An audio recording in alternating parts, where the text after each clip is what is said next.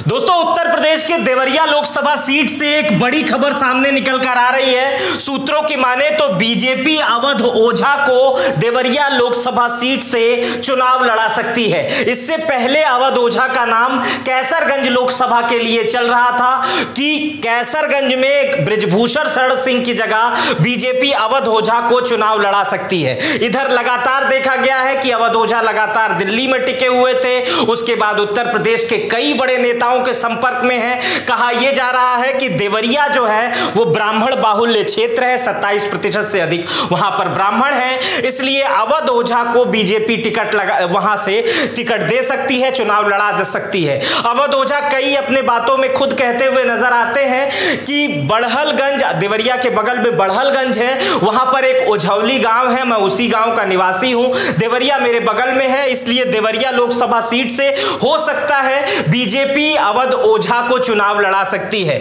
अवध ओझा से पहले या वर्तमान समय में भी जिन अन्य लोगों का नाम टिकट के लिए टिकट की रेस में चल रहा है, उसमें शलभ मणि त्रिपाठी का नाम है, शशांक मणि त्रिपाठी का नाम है, और भी बहुत सारे लोग हैं। इस वीडियो में हम वही चर्चा करेंगे। देवरिया की भौगोलिक स्थिति पर चर्चा करेंगे, जनसंख्या पर चर्चा करेंगे, क्या है स्थिति, किसको बीजेपी टिकट दे सकती है, कांग्रेस ने जिन्हें टिकट दिया है अखिलेश प्रताप सिंह, उनका देवरिया से क्या नाता रहा है, क्या इतिहास रहा है, इस वीडियो में हम वही चर्चा करेंगे। देवरिया के भौगोलिक के साथ साथ राजनीतिक के तमाम बिंदुओं पर बात करेंगे, और अवध ओझा चूंकि नए चर्चा का विषय है, इस पर भी बात कर लेते हैं। लेकिन सबसे पहले उसकी इन सब बातों से पहले समझना जरूरी है कि देवरिया लोकसभा है क्या, कितनी बड़ी है, कितनी विधानसभाएं लगती हैं। तो सबसे पहले देवरिया को समझिए। 28,18,561 लोग देवरिया में रहते हैं, जिसमें मतदाताओं की संख्या 17,35,574 है। इसमें पुरुष 9,50,000 के आसपास है और महिला 7,84,000 के आसपास है। अन्य की संख्या 96 है। जातिगत समीकरणों में मैंने शुरुआत में ही बताया 27% से अधिक ब्राह्मण हैं। अनुसूचित जाति के लोग 14% है, 12% अल्पसंख्यक हैं, 8% देवरिया में यादव है, 8% वैश्य हैं, 6% देवरिया में सैंथवार है, 5% देवरिया में कुर्मी है, 5% देवरिया में छत्री हैं, 4% कायस्थ है, 4% राजभर है, और 3% निषाद हैं, और 4% अन्य मतदाता हैं। ये देवरिया की जनसंख्या की दृष्टि से अगर बांटा जाए तो ये प्रतिशत है।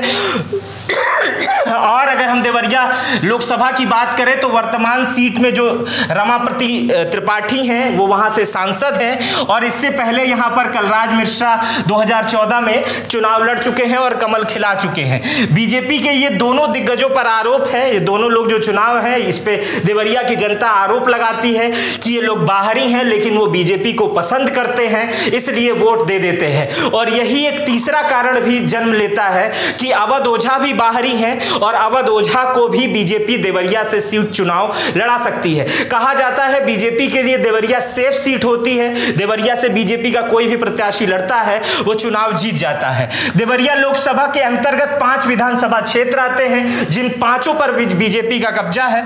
बताते हैं, पहली विधानसभा है पत्थरदेवा सीट, वहां से सूर्य प्रताप शाही विधायक है, वर्तमान में यूपी में कैबिनेट मंत्री भी हैं।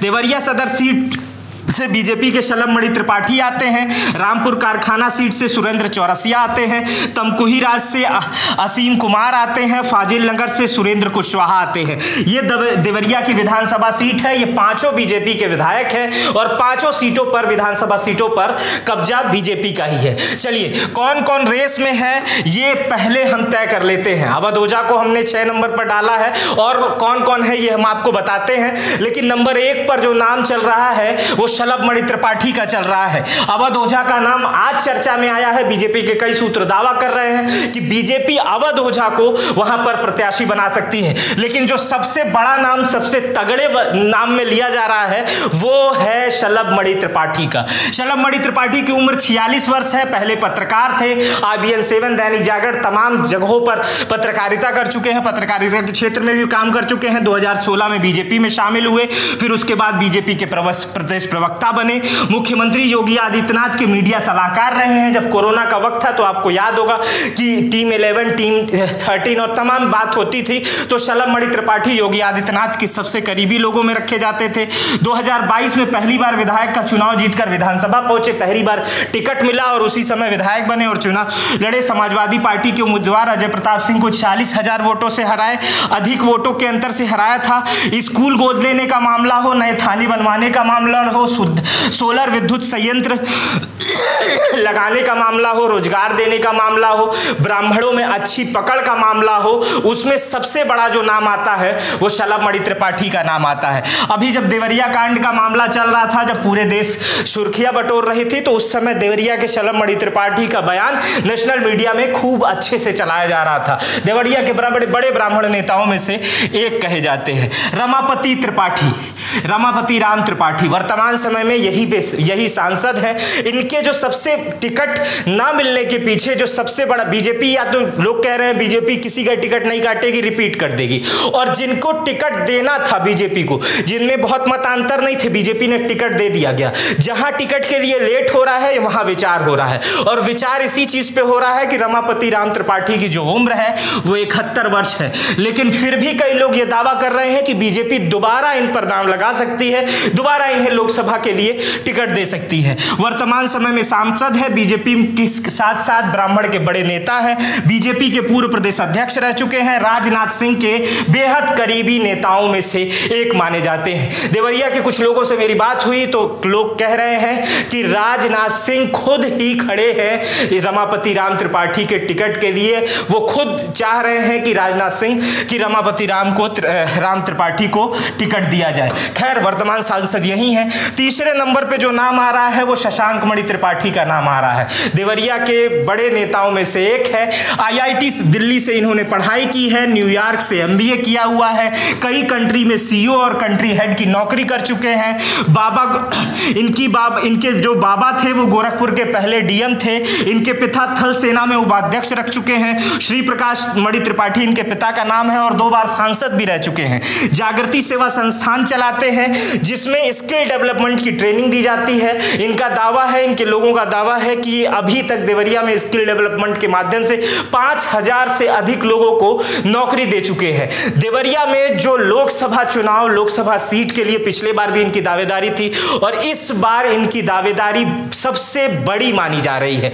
इंटेलेक्चुअल होने के साथ साथ काफी अधिक पढ़े लिखे हुए हैं और जो सबसे बड़ी बात माना जा रहा है कि ये देवरिया के निवासी हैं। अगर बीजेपी किसी को नाराज करते हुए नहीं, किसी जैसे चूंकि वहां की जनता का ये रहता है, ये बातें कही जाती है कि लोकल लोगों को टिकट नहीं दिया जाता है, बीजेपी बाहरी प्रत्याशी को देती है, तो ये वहां के हैं और 52 साल इनकी उम्र है। उम्र भी बहुत अधिक नहीं है, देवरिया में टहलते हैं, लगातार काम भी कर रहे हैं। तो बीजेपी इन पर अगर दाव लगा दे, बीजेपी इन्हें टिकट दे दे तो कोई आश्चर्य की बात नहीं है। तो इनका नाम भी काफी तेजी से चल रहा है। मैंने शुरुआत में बताया कि अवध ओझा के नाम से पहले शशांक मणि त्रिपाठी और शलभ मणि त्रिपाठी का नाम सबसे तेज से चल रहा था। शशांक मणि त्रिपाठी उन्हीं नामों में से एक है। आगे चलते हैं। अगले रेस में नाम है सूर्य प्रताप शाही का। इनकी उम्र भी 72 साल है। सूर्य प्रताप शाही बीजेपी के दिग्गज नेताओं में से एक रहे हैं। 1985 में पहली बार विधायक बने, 91 में दूसरी बार विधायक बन के मंत्री बन गए, स्वास्थ्य मंत्री थे 91 में, 96 में प्रदेश सरकार में अबकारी मंत्री बने, 2011 में बीजेपी के प्रदेश उपाध्यक्ष बने, 2017 में पथरदेवा विधानसभा से चुनाव जुटे और कृषि मंत्री बने, 2022 में फिर चुनाव जीते और कैबिनेट मंत्री बने। देवरिया के लोकल है, ये बीजेपी के दिग्गज नेताओं में से एक है और देवरिया के लोकल है। कुछ लोग कह रहे हैं योगी आदित्यनाथ के ये भी करीबी हैं। कुछ लोग कह रहे हैं कि इन पर भी बीजेपी दांव लगा सकती है, लेकिन हालांकि ये विधायक भी हैं, कैबिनेट मंत्री भी हैं, तो कुछ लोग कह रहे हैं इस वजह से बीजेपी इन्हें टिकट नहीं देगी, बीजेपी किसी नए व्यक्ति को मौका दे सकती है। तो चलिए, ये भी है रेस में। और अगले नंबर पे रेस में नाम आता है रामाशीष राय देवरिया के हो सकता है, देवरिया के लोकल हैं, बड़े नेता हैं, तो इन्हें लोग जानते होंगे। अब इनके बारे में बताएं। भाजपा युवा मोर्चा के राष्ट्रीय अध्यक्ष रह चुके हैं, लेकिन वर्तमान समय में जयंत चौधरी की पार्टी आरएलडी के प्रदेश अध्यक्ष है। अगर बीजेपी की कई सीटें चूंकि आरएलडी के खाते में भी जानी है, तो अगर देवरिया की सीट आरएलडी के खाते में गई तो सबसे बड़ा नाम जो है वो रामाशीष राय का है, क्योंकि रामाशीष राय आरएलडी के प्रदेश अध्यक्ष हैं और ये बड़ी दावेदारी पेश कर सकते हैं। देवरिया के लोकल हैं, एमएलसी रह चुके हैं, और अगर ये सीट आरएलडी के खाते में जाती है तो रामाशीष राय के अलावा देवरिया से कोई और प्रत्याशी नहीं बन सकता है। देवरिया ऐसा कहा जा रहा है और लोकल लोग भी कह रहे हैं कि रामाशीष राय बीजेपी तो नहीं, लेकिन अगर आरएलडी के खाते में टिकट जाता है तो रामाशीष राय ही बीजेपी के वहां पे उम्मीदवार होंगे। एनडीए गठबंधन का हिस्सा है चूंकि आरएलडी, और आरएलडी को भी लोकसभा सीटें देनी है, तो जो नाम है वो रामाशीष राय का भी चल रहा है अगर आरएलडी गठबंधन की सीट देवरिया पे जाती है तो। अच्छा, रेस में जो नाम मैंने रखा है अवध ओझा, शुरुआत में मैंने अवध ओझा की चर्चा कर ली है, तो अवध ओझा लगातार भाजपा नेताओं के संपर्क में है। देवरिया ब्राह्मण बाहुल क्षेत्र है, पहले कैसरगंज से इनकी चर्चा हो रही थी। अवध ओझा बताते हैं कि देवरिया से कुछ दूरी पर इनका गाँव है बड़लगंज, वहीं ओझौली इनका गांव है। मैंने शुरुआत में इनके बारे में बता दिया था। चर्चा तेज है अवध ओझा की। अवध ओझा टीचर हैं, पढ़ाते हैं, मोटिवेशनल स्पीकर हैं, साथ में पढ़ाते पढ़ाते वो राजनीतिक तमाम बातें कर सकते हैं। बीच में तमाम राजनीतिक लोगों से मिलने लगे तो कयास ये लगने लगे कि इस बार लोकसभा चुनाव लड़ेंगे। अवध ओझा खुद आके ये नहीं कहे हैं कि उन्होंने बीजेपी ज्वाइन किया है या चुनाव लड़ेंगे, लेकिन अगर बीजेपी ज्वाइन करते हैं तो अवध ओझा लोकसभा सीट चुनाव लड़ेंगे, नहीं तो फिर फिलहाल टीचर ही बने रहेंगे। लेकिन अवध ओझा बीजेपी के लगातार संपर्क में है, बड़े नेताओं के संपर्क में है, इसलिए कुछ भी हो सकता है। बीजेपी के बारे में तो आप जानते ही। चलिए, ये अब आते हैं इंडिया गठबंधन के प्रत्याशी। इंडिया गठबंधन के प्रत्याशी वहां पर उतारे जा चुके हैं। अखिलेश प्रताप सिंह, इससे पहले अजय लल्लू का नाम तेज था, अजय लल्लू को टिकट दिया जाएगा। अखिलेश प्रताप सिंह के बारे में बता दें तो अखिलेश प्रताप सिंह की उम्र 63 साल है। 38 साल से कांग्रेस पार्टी में लगातार राजनीति कर रहे हैं। रुद्रपुर से विधायक 2012 में रह सके हैं। अपने कार्यकाल में इन्होंने सड़कों का जाल लंबा चौड़ा बिछाया है, इसलिए विकास पुरुष होने के नाते इनकी नाम की चर्चा आज भी बहुत रहती है। देवरिया में अभी भी काफी लोकप्रिय हैं। कांग्रेस के प्रवक्ता हैं, लगातार प्रधानमंत्री मोदी की आलोचना करते हैं, उन्हें कटघरा में खड़े करते हैं। देवरिया लोकसभा सीट में पिछले 40 सालों से कांग्रेस का खाता नहीं खुला है। 1984 में पहली बार, 1984 में जो लास्ट बार कांग्रेस जीती थी, राजमंगल पांडे वहां से जीते थे, वो भी ब्राह्मण थे और ब्राह्मण बाहुल्य सीट भी है देवरिया। तो अखिलेश प्रताप सिंह का दावा भी जो है वो कमजोर नहीं है। इंडिया गठबंधन वहां चुनाव लड़ रहा है। इससे पहले समाजवादी पार्टी वहां पे दम लगाकर चुनाव लड़ती थी, लेकिन इस बार समाजवादी पार्टी वहां पर शांत है, इसलिए समाजवादी पार्टी के लोग इन्हीं को समर्थन करेंगे। और चूंकि समाजवादी पार्टी की लड़ाई और देवरिया में बीजेपी की लड़ाई तेज रहती थी, तो इस बार अखिलेश प्रताप सिंह वहां के पॉपुलर नेताओं में से एक है। अब बीजेपी से अगर किसी को भी टिकट मिलता है, चाहे वो अवध ओझा, शलभ मणि त्रिपाठी, शशांक मणि त्रिपाठी या वर्तमान लोकसभा सांसद, किसी को भी टिकट मिलता है, तो अब ये अखिलेश प्रताप सिंह उनको एक बड़ी टक्कर दे सकते हैं और खेल जो है वो बड़ा होगा देवरिया में, क्योंकि देवरिया की सीट मामूली सीट नहीं है, इसीलिए अभी तक वहां की सीट पर बीजेपी ने अपना प्रत्याशी नहीं उतारा है। दो ही लोगों में अक्सर वहां पर मुकाबला देखा जाता था, सपा और भाजपा में। इस बार चूंकि इंडिया गठबंधन के खाते में ये सीट चली गई है, तो अखिलेश प्रताप सिंह प्रत्याशी है, तो जो मामला वहां पे होगा वो बीजेपी कांग्रेस का ही होगा।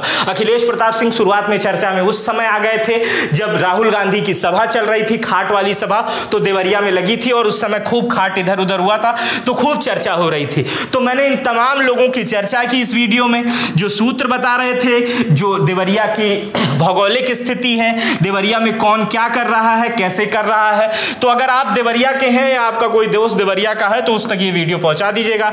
मेरा नाम मित्र प्रकाश है। वीडियो आपको कैसी लगी मुझे कमेंट बॉक्स में बताइएगा। अपना बेहद ख्याल रखिएगा। बहुत बहुत शुक्रिया।